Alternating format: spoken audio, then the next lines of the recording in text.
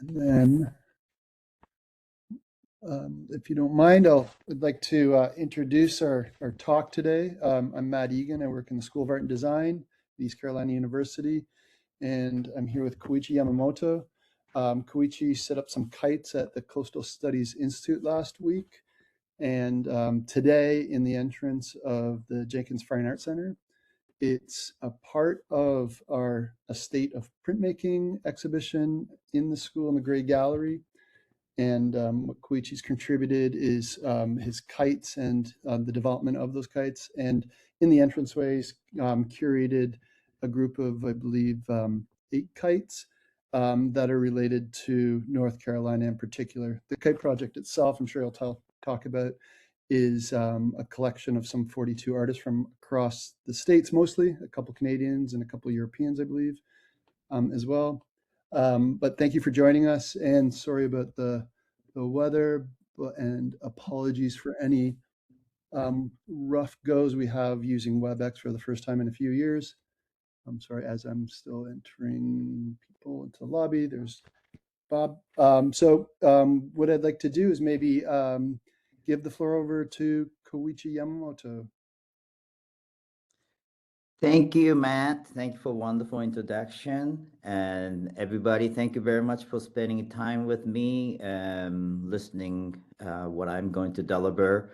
And then, yes, it's been quite a project with everybody. It's not something I can do this by myself. And then the whole point of that is that we go out there, find a windy place and fly kite together. I think this activity itself has a significant meaning for me. And Jinx, River, Cameron, and Robin, and Gary, and Matt and Heather, thank you for helping me fly the kite together. It's been a very valuable time with you. And today I'd like to share with everybody what I do and how I do and why I do the art making. So I'm gonna change that to slides to the presentation.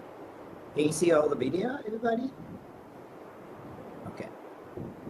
So I think about this animism is that something I grew up back in Japan, is that belief that natural object in the universe itself possesses a soul. And I'm attempting to visualize this invisible soul and then display its tendencies. To me, kite serves as a translator and indicator of this natural phenomena and directly guiding me to that effective approach.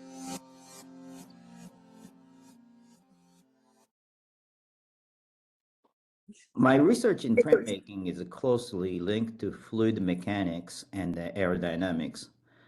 I'm fascinated by the movement of the air, wind patterns, and dynamic nature of atmosphere on Earth's surface that is influenced by various atmospheric pressures caused by Earth's rotation, such as the Coriolis effect, and external factors like uneven temperature distribution from the sun. The differentiation of the pressure makes the air to be dynamic as well as unpredictable, and it always wants to return for the level of equilibrium.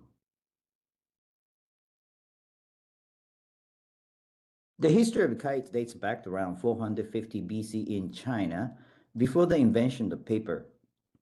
Early kites were made of silk and bamboo, and over the time, kite making spread to India, Middle East, Southeast Asia, and Korea, and Japan, and by the 13th century, kites has reached to Europe. In 19th century Japan, kites were used for festivals, entertainment, competition, and then celebrations. And bringing people together to experience the indication of the seasons changing the season. As a result, kites became a symbol of unity and anticipation. Additionally, kites were used by physicists and meteorologists, leading to scientific advancement.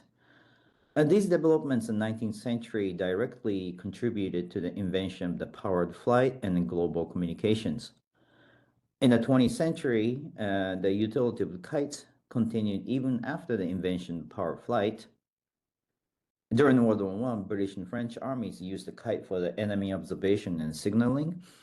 And in World War II, the US Navy used the various kites for the purpose such as anti-aircraft defense and target practices. In the beginning, I was folding printed paper to make origami paper plane. And testing out these folded paper and homemade wind tunnel, and I started to discover the importance of the stability and the structural integrity. And I also started investigating a non-structural inflated ram air kite to keep the minimum weight and the maximum lift.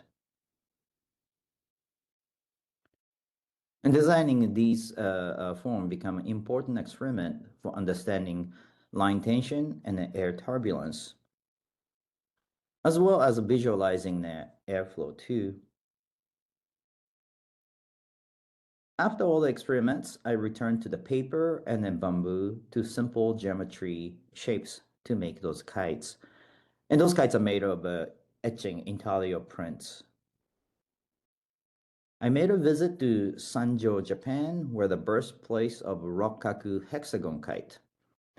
There is a kite maker, sixth generation family business, still on making, keeping the tradition. 350 years history of the annual kite festival continues. As long as this festival keep reoccurring, kite maker cuts and dry bamboo, then stretch paper and paint with the anticipation of flight. I think this is a labor of the optimist, connecting a people, all looking up for something exciting in the air. Autonomous device dancing in the air that began to have a dialogues to each other. The minimum weight and the flexibility are the essential quality for obtaining the predictable flight over the unpredictable wind. Applying lightweight kozo paper to cover the backside of structure. Then apply a printed gampi paper on the front surface to complete. Here's some display example. And here's some of the detail of the kite. So you can see the string structure, create a little tension to make the structure stronger, and then sandwich it with 2 sheets of paper. And my approach is to combining a different type of prints and then put them together and create sort of a visual vocabulary by those small elements.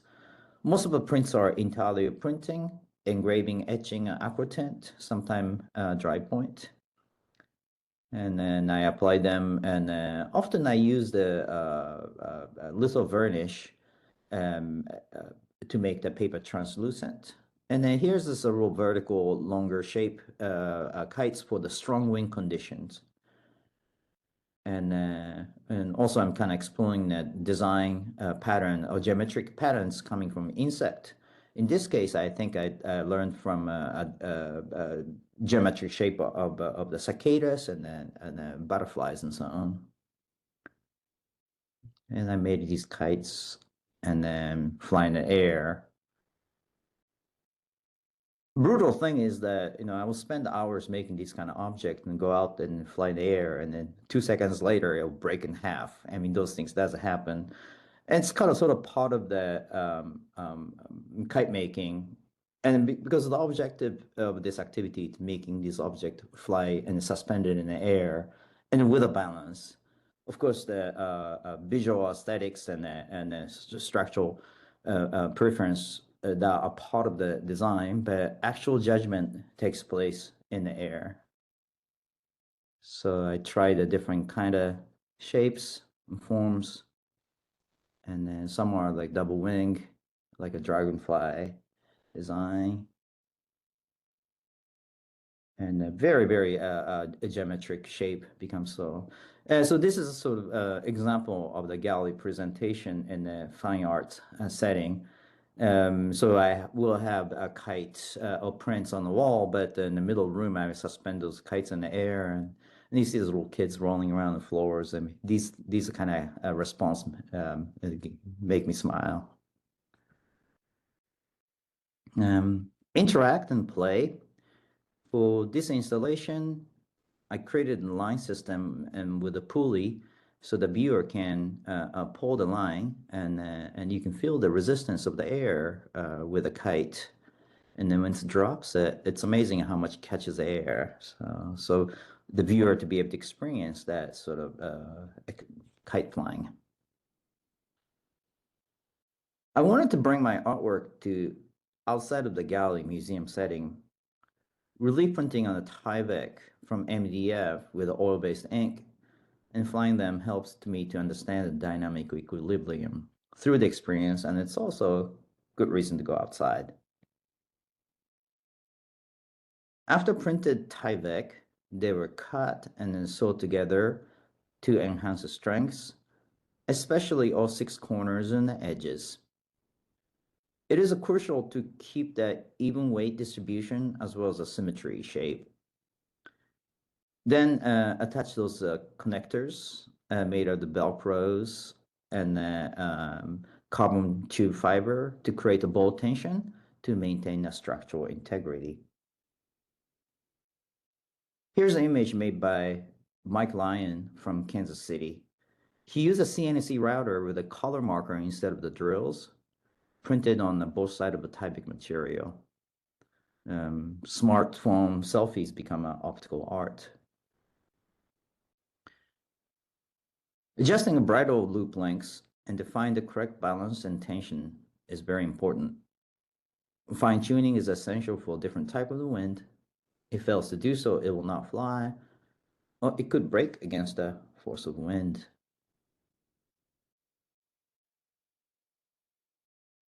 It was a proposal project at the Southern Graphic Council International Conference in 2020, but it was postponed to 2025 due to the pandemic. It involved 38 artists to make the kites and then fly them at the Castillo San Felipe del Moro in San Juan, Puerto Rico, April 4th, 2025. So here they are. I'd like to introduce you. These kites I made together with a print artist from different parts of the world. They all tested it on 20 knots of wind and qualified as a true kite. First, I sent out the Tyvek material to the artists who are interested in this project, and then artists will make a print or draw, and sometimes a relief printing, and sometimes silkscreen and lithography, any printing medium. So here's the one prints from Simon Philippou from Cyprus, and Steve Prince from Virginia. It's a woodcut. I think that one of the Steve Prince prints, the kite is being displayed here. And here's Tatiana Potts from North Carolina, and Sami Yu from Lubbock, Texas. And Maria Pina Bentibenga from Rome, Italy, and Justin Diggle from Salt Lake City, Utah.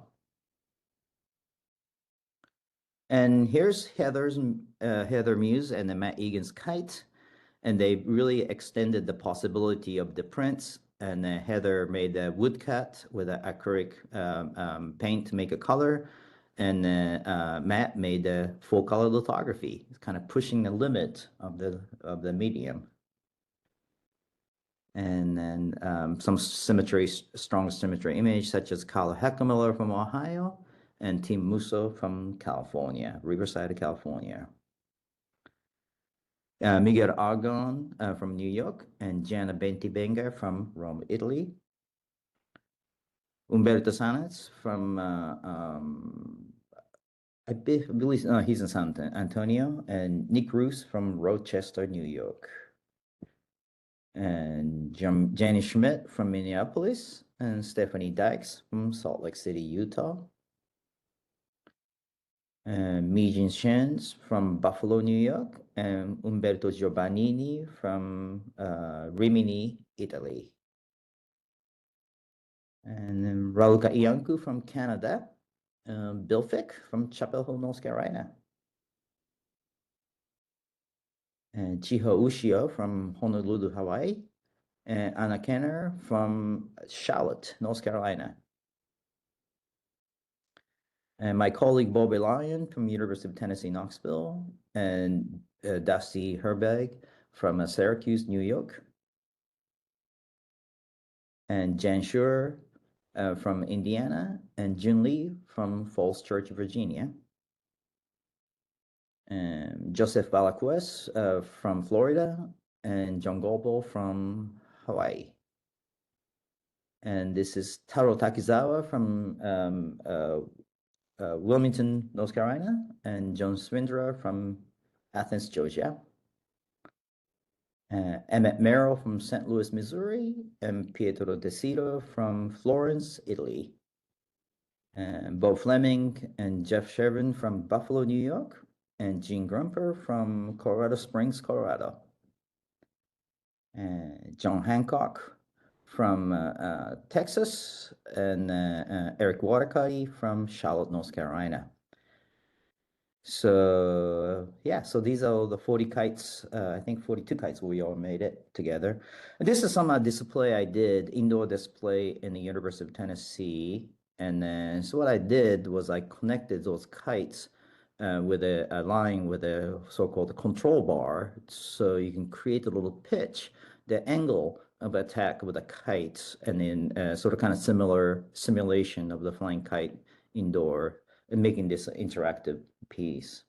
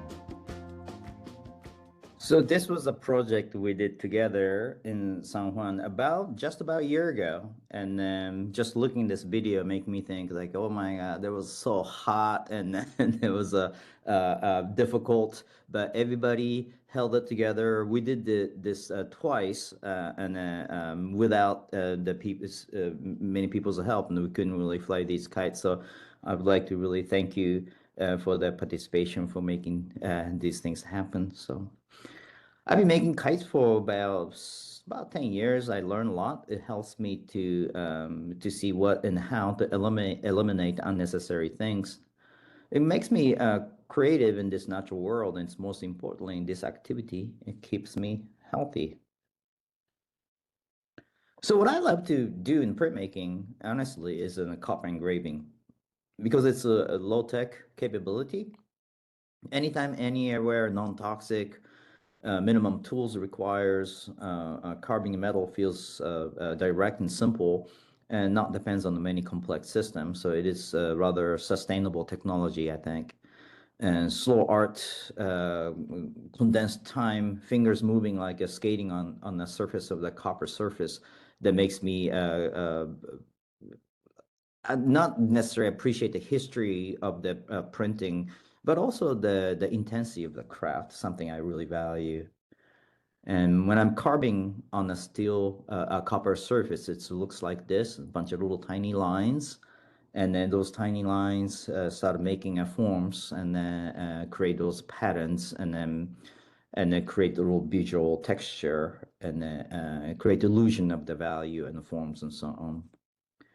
And I've been working a lot with the symmetry due to making a kite design. So I use the copper, and I apply the mirror right next to it, and I print it.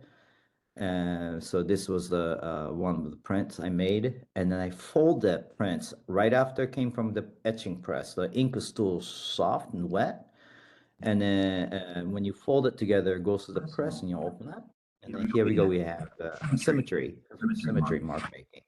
So I was playing with these kind of things. And then I live in Knoxville, Tennessee, and you find this 1950s toy of a person like Davy Crockett babies type of plastic object. So I make a print about these kind of things, and then I made a composition about ear. And if you print that on top of each other, the viewer were forced to see these two images together. And then I did those kind of things, like being able to having this one composition such as this, and then another composition such as this, and put them together.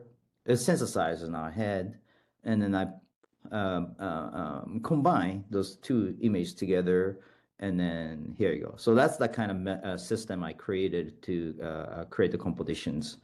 And also it's once I printed it, it's on a gumpy paper. It's really thin tissue paper like material, and I can collage it, glue into this large composition. So this is a relatively larger format. It's about 6 foot tall, about 3 feet wide, and the background is a monotype. It's basically using a roller and ink and spread it out on the plexiglass and print it. And then I collage this like really detailed symmetry image in the middle to make the composition together. So I made this kind of work quite a lot. And then, so this will give you some sense of scale. So they're quite a large size print. And then, and also I was interested in this super fast, quick mark making, like a monotype versus very slow mark making, like a etching intaglio. And then, so those are kind of things I was doing. I think it was during the pandemic time that we all lost the privilege of working in a large studio. I have a tiny press at home, so I can make a small prints, but I can only make section by section. So I made by a little tiny section and then glued together, and then start making those kind of tower-like compositions. And I'm going to talk a little bit about the engraving. This is a commission work I did from the Rochester Printmaker Society. And so this is my engraving station. I engrave it and now polish so I can kind of see what's going on, see the reflection on the metal. And then so I put a mirror against it, so it kind of starts thinking about in the sense of symmetry. So I print like this, and then right after pull out from press, the ink is still wet. I fold the paper in half, and it goes to the press, and then so I get this kind of mark making. So that's what I was playing with it. But way I fold it, and then I was kind of folding this a vertical like this, but if I fold this horizontally, see what's going to happen. It become like this. So endlessly, by having the axis line in the many different directions, and I can have unlimited possibility of this reflective mark making and so on too. So there's something I used to do a lot. I did design for the snowboard, and when I used to live in Salt Lake City, Utah, and then I collaged some of the prints to that old snowboard.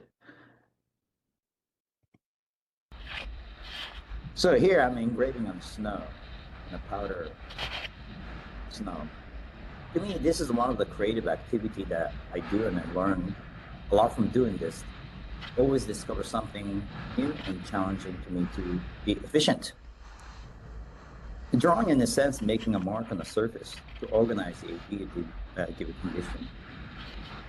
This is a location in Greenville, Wyoming, about 10,000 feet above sea level, temperature of 10 degrees Fahrenheit.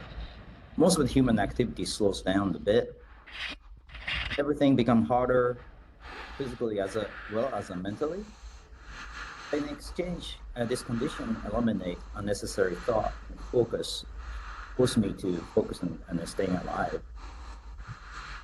And a reward understanding of the fine balance that is so delicate.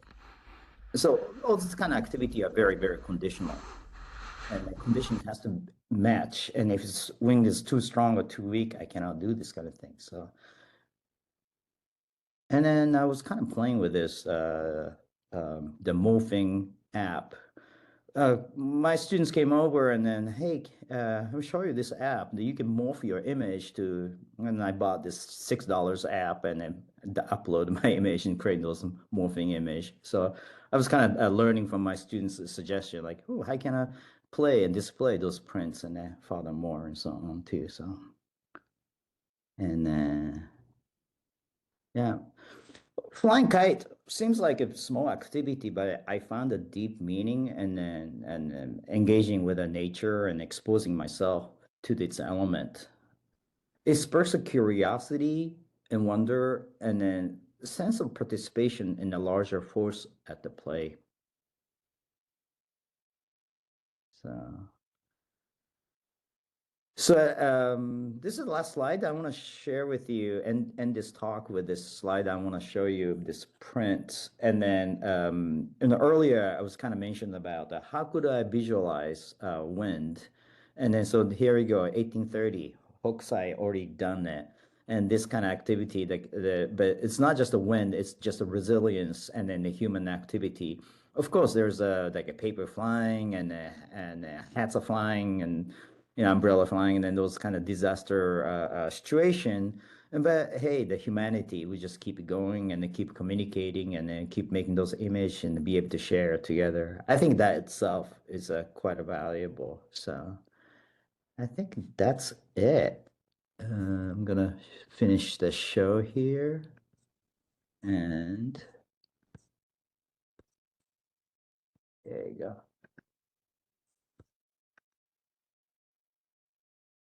Can you hear me all right? Okay. Any question or thoughts or comments? Anybody want to go fly kite? Hi, yes, uh, so I'm Zaire. I've been following you for like a long while. I was really like inspired by your prints, especially your copper engravings. I think I Thank you. messaged you at one point in time, like a couple years back. But so can you tell more? Like, do you do more than like hand engraving? Do you also do etching as well?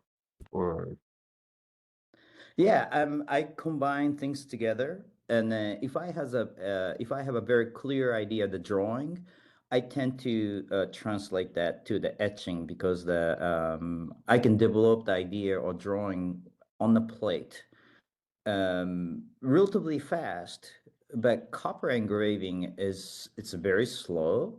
And then also while I'm engraving, I have to turn that plate, meaning well, I have a copper plate, it's always upside down and sideways, and then it's kind of like a knitting, I guess. So I'm looking at the image, but while I'm engraving, I lose a sense of what do you call it, orientation, what is at the top, the bottom, any of that thing. But I see the form a little better.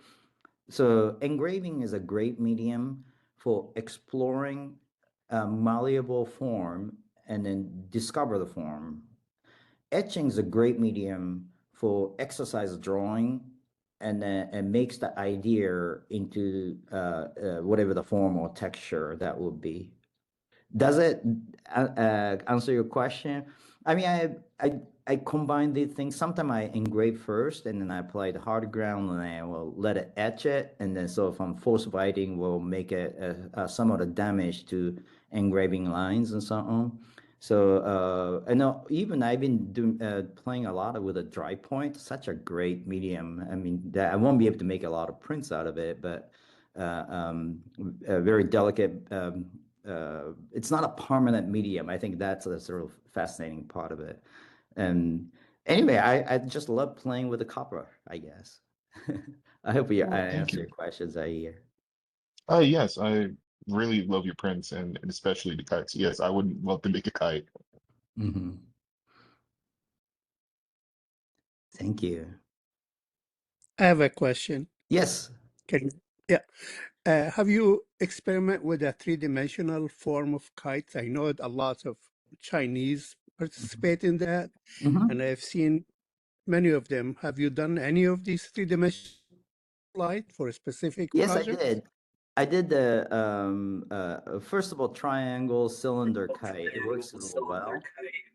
And then when I was doing this rum air kite, They have no structure. That way I saw it together makes it three-dimensional form. Kind of like a series of windsocks, I guess. And then yes, I made some of the structural kite with the bamboo and the paper, and they fly really well. Only the problem is that they break a lot. It requires a lot of maintenance. So if I want to fly that, it would be nice to have a very calm wind. And then, so if I had to be very selective what type of the wind I'd be flying into it. Yeah. But it's an endless possibility of those three-dimensional the kites are so fascinating and exciting. And then you see this looks like a box sort of suspended in the air. It's a strange sight. Okay. Well, it's similar to airplane. That's Mm-hmm. why. Yeah. Thank you. I have another question, and that's about the traditional Japanese. In many of the villages I know in northern Japan, that they participate in competition, big competition, and some of the kites about 8 feet, 10 feet, Mm-hmm. and a whole village participate. Have you participated in any of these? No, I haven't. No, I probably should. The one I mentioned to you, the Ika Festival in the Niigata Prefecture, and they do that in the beginning of June. And so I've never been participate. I seen a video of that, and I talked to the people who participate. It's incredible. These people, they live they live in the kite making. They seems like they get together, they drink together, and then they will kind of talk about what type of the kite is good. They do this conversation. They're so fully engaged. I think when I see the passion and the interest of this kite making to that level degree, really interesting to watch that culture. It still does exist.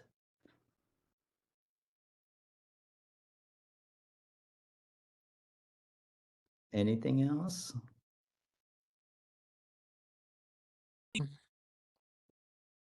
I don't really have a question, but I have to say I love the way you combined your art with your activity.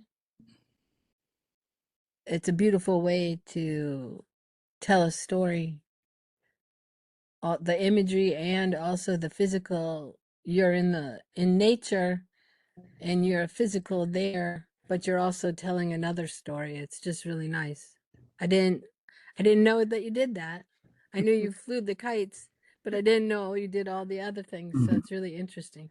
Thank you very much. That's yeah, it is a fortunate. And I think that when I go to fly kite or any of those activity, I discover something, and then like a wind or wave or water or any dynamic object in the earth, it's like that's inspiration for me to make a drawing of it. And then right now I'm working in a series of lithography on the aluminum plate, and then I'm just drawing a bunch of waves. It just satisfies me, I guess. That's it's a strange that there's no kite or anything. It's just a wave. It's becoming a very simple, elemental things. But yeah, thank you for the comment. I try to. I'm learning not just the art form, but I'm learning the wonder of the nature, and then out there what's providing us, and then try not to what do you call it, miss out on that opportunity for learning. So.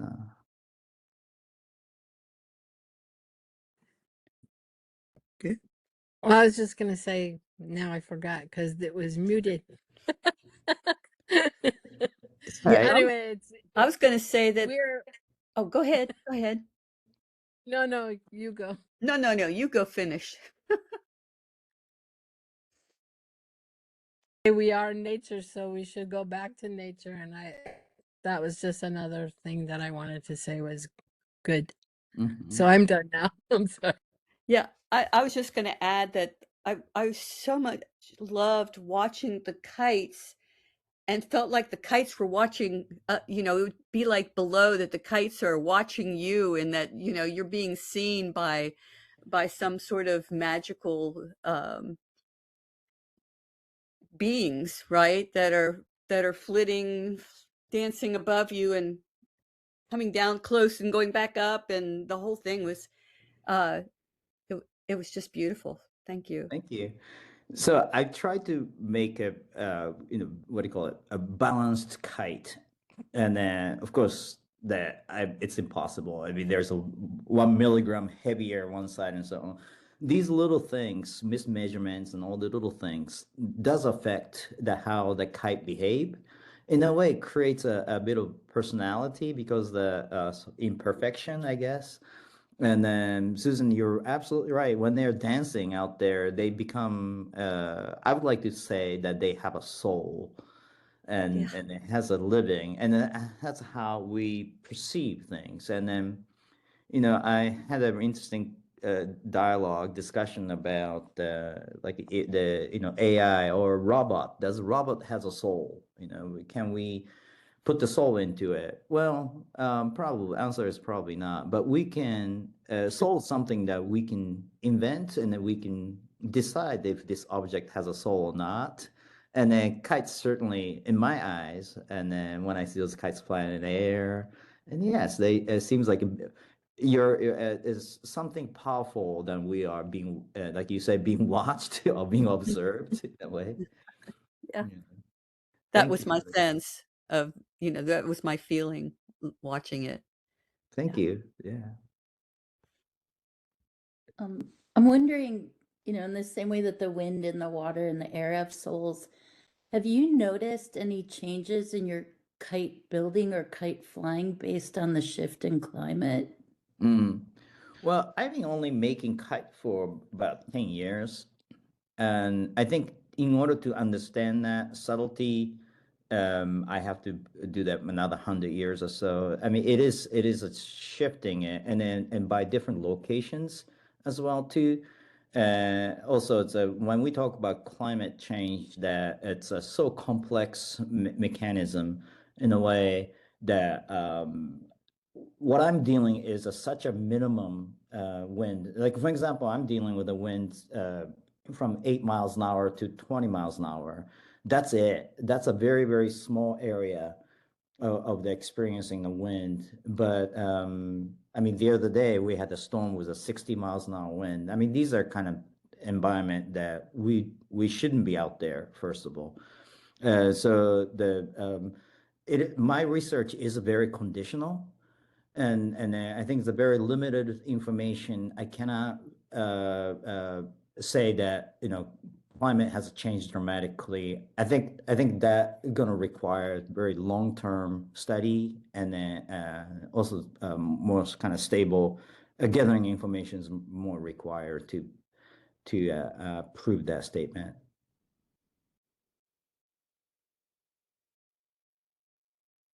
Anything else? Hey, I have a question. Yes. What is because I know we've talked about like the kites and all the kite making, but what is your, I guess, inspiration or your thought process when creating your images on the copper plates? Because I know like with the repetitive lines that you got going on, like they can kind of those lines kind of going on top of each other over and over again can create certain images, but is there like a thought process or any inspiration for when you're making your images? So image making, especially for the kites, I tend to make those images relatively in the symmetry realm.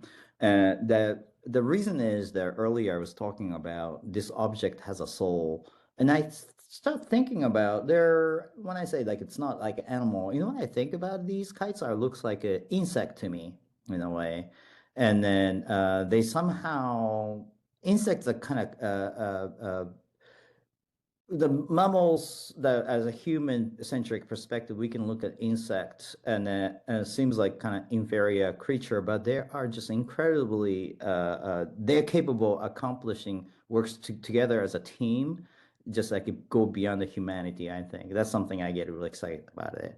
So when I'm making those images, I will have some sort of a like eye is a pretty easy or sometimes look at some facial expression of different kind of animals, and some simple visual elements like a circle versus X, for instance, how we receive this thing. So I tend to put those visual elements into the composition to make a kite. So like earlier we talked about, feel like a kite is looking at us. So I think goal for me to putting a soul into this plastic object and look like it's alive. So that's that kind of intense motivation for making a composition. And then I often do that in etching or engraving or so, and then I make a really larger prints after that. Yeah. I hope it answers your question. Thanks for asking. No, that's a great question. Answers. Yeah, sorry.